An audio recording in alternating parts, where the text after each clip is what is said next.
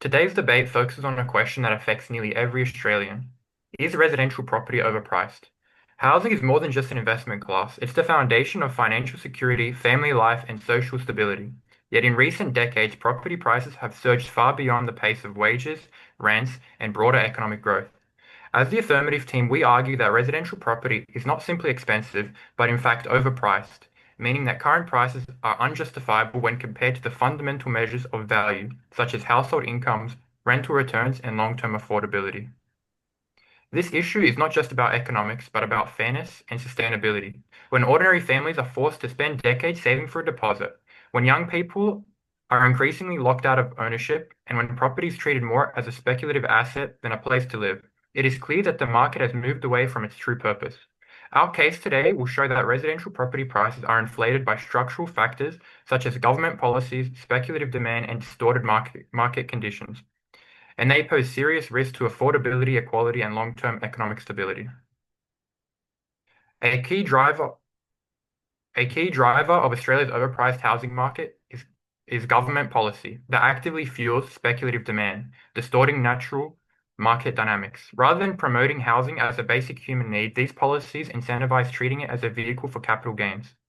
Negative gearing, for example, allows investors to offset property losses against their taxable income. This creates an incentive to purchase multiple properties even at prices that may not make sense from a rental income perspective, because investors can still claim tax benefits while waiting for the capital gains. Similarly, the capital gains discount means that when those properties eventually sold at a profit, only half of the gain is taxed, if held for longer than 1 year. Together, these policies encourage speculation on rising property values rather than investment based on fundamentals like affordability or rental yields. This policy is speculative. This policy-driven speculative environment has dramatically inflated housing prices, pushing home ownership further out of reach for everyday families. Armed with these generous tax incentives, investors are able to consistently outbid first home buyers. At the same time, well-intentioned measures such as first home buyer grants often backfire, stimulating demand without increasing supply. Making matters worse, restrictive zoning and sluggish land releases create artificial scarcity, compounding the upward pressure on prices. As shown in the graph, the result is a housing market where property values are no longer tied to what families can reasonably afford, but are instead driven by a cycle of speculation reinforced by government policy. With Australia's price-to-income ratio nearly double the average of other developed nations, this isn't just a market trend, it's a clear warning sign of a worsening affordability crisis. In conclusion, the evidence is clear. Australia's residential property market is not just expensive, it is fundamentally overpriced. When housing prices are driven by speculation and tax incentives, then by income levels or rental returns, the market ceases to function as a provider of homes and becomes a vehicle for wealth accumulation for the select few. That concludes my argument on behalf of the affirmative team. Thank you. I now invite the speaker from the negative team, Brian, to present their case. Thank you, Alexander. I completely agree that rising property prices have made home ownership harder for Australians as affordability worsens and tax policies do benefit investors in a way over first home buyers. But I wouldn't exactly come to the conclusion that current residential prices are exactly overpriced when compared with fundamental measures such as rental returns.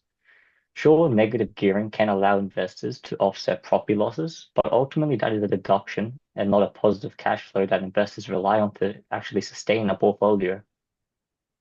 Currently, across all major Australian cities, low vacancy rates sustain strong rental demand, with rental yields slowly increasing since 2018, which reflects the housing prices are still supported through income returns. So by characterizing the housing market as something that's purely driven by speculation and tax incentives, overlooks the fundamental drivers of property values. So when tackling the question, are Australian residential properties overpriced, we should be looking at it from an economical lens, accounting for key financial indicators, namely rental yields and vacancy rates. Because for an asset to be overpriced, its current market value should be unjustifiable when compared to its future expected cash flows. So we will look at the evidence historically, currently, and going forward to prove that house pricing still relies on strong fundamentals. So SQM research in the rental market noted national vacancy rates stabilized at a low 1.2% for May 2025, with rents adjusting in response to supply and demand dynamics. The 4.2% annual increase in rents reflect this, with vacancy rates being low across Australia. Tenants are competing for limited housing, giving property owners greater pricing power, allowing for an increase in rents. This proves that rental yields remain strong currently and that property prices are supported through measurable returns, not only speculation.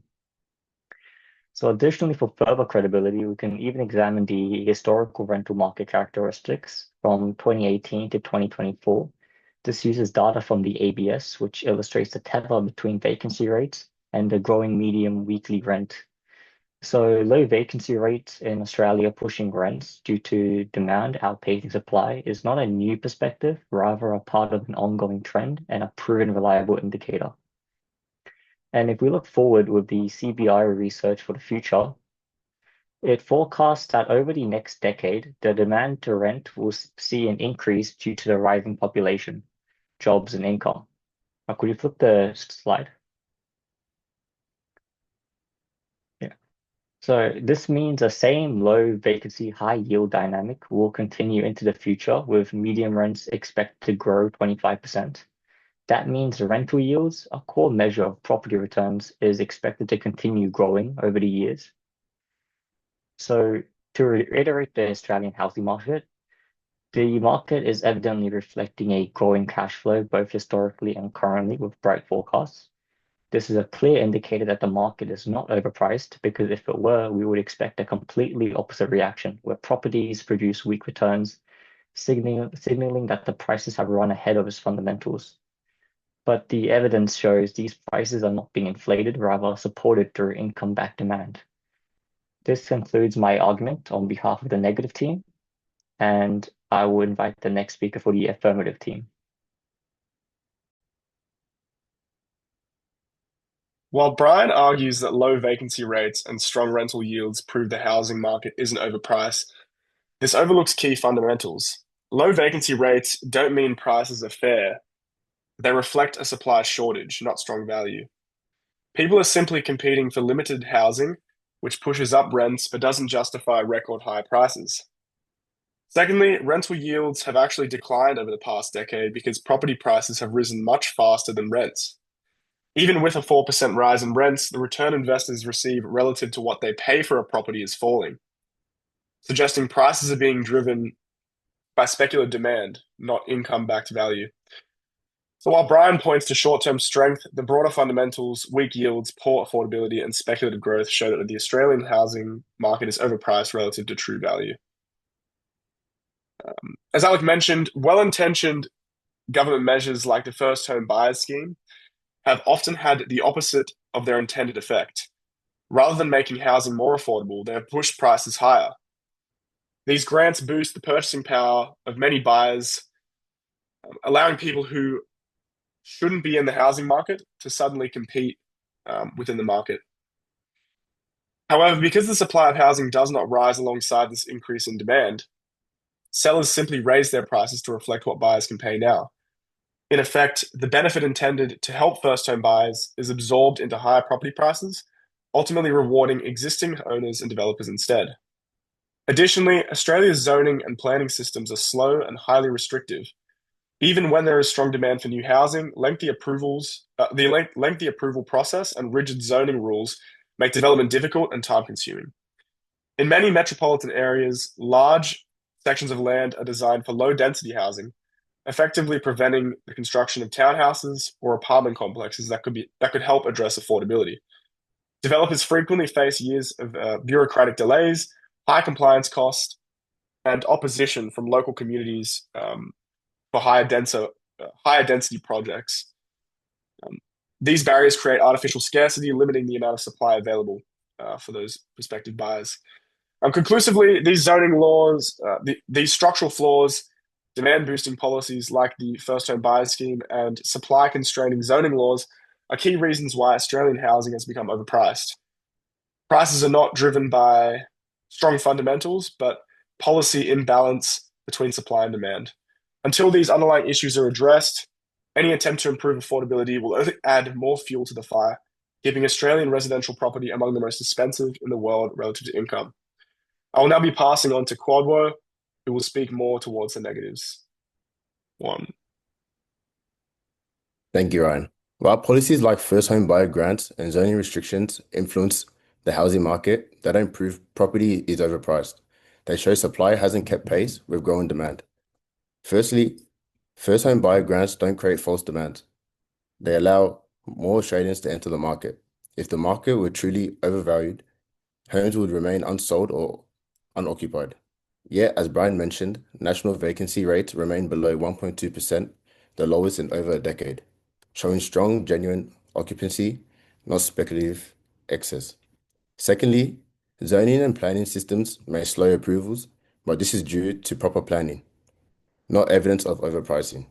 These restrictions make well-located land even more valuable, reinforcing why buyers pay a premium for scarce, connected areas.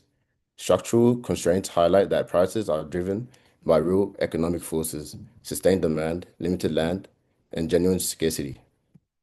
A key reason Australia's market is not overpriced is the balance of supply and demand. Population growth continues to outpace housing supply.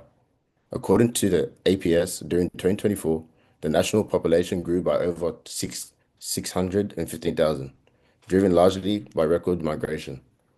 Yet, the Property Council reports Australia builds around 15,000 fewer homes per quarter than required, with total completions below 170,000 annually, revealing a dwelling to population ratio of 0.31, the lowest ever recorded in Australia. Rising prices are a symptom of real scarcity. Australians aren't overpaying out of speculation, they're competing for shelter in a market where demand for a home far exceeds the number of homes available. Additionally, land scarcity and location further support that the market isn't overpriced. Land cannot be reproduced, and desirable areas near CBDs, beaches, and transport hubs are limited. HIA Core Logic shows median residential land prices rose 7.6% to $366,510. In capital cities, they jumped 9.2% to around 408,000. Even in Sydney, land values climbed 7.2% despite weaker construction. Buyers are paying for the land itself, not inflated speculation. The UDA forecasts a shortfall of 400,000 dwellings, while $100 billion in infrastructure projects adds value to surrounding land. Demand is rooted in inconvenience, connectivity, and community. This demonstrates that high prices in those areas, which offer a balance of convenience, essential amenities, lifestyle, and belonging, are not speculative, but reflect the genuine value people place on location-driven quality of life. In conclusion, Australia's housing market is expensive but not overpriced. Prices reflect population growth, limited supply, scarce land, and strong demand in high-value areas. While affordability is a challenge, evidence shows housing values are supported by fundamentals, not inflated beyond reason. That concludes my argument on behalf of the negative team. Thank you. I now invite the first speaker from the affirmative team, Alexander, to rebut. One. Thank you, Cordwell, from the negative team. While I acknowledge that population growth and land scarcity play important roles, they alone don't fully account for the soaring prices in Australia's housing market.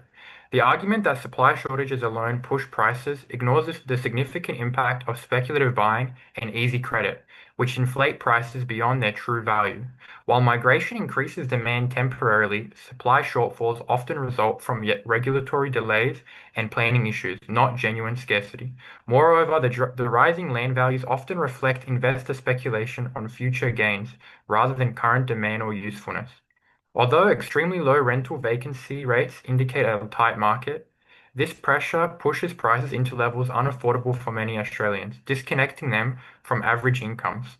In the end, demand and location are important, but the speed and scale of prices far surpass what fundamentally justify, proving that market is overpriced and at a risk of correction. That concludes my rebuttal, and thank you for listening.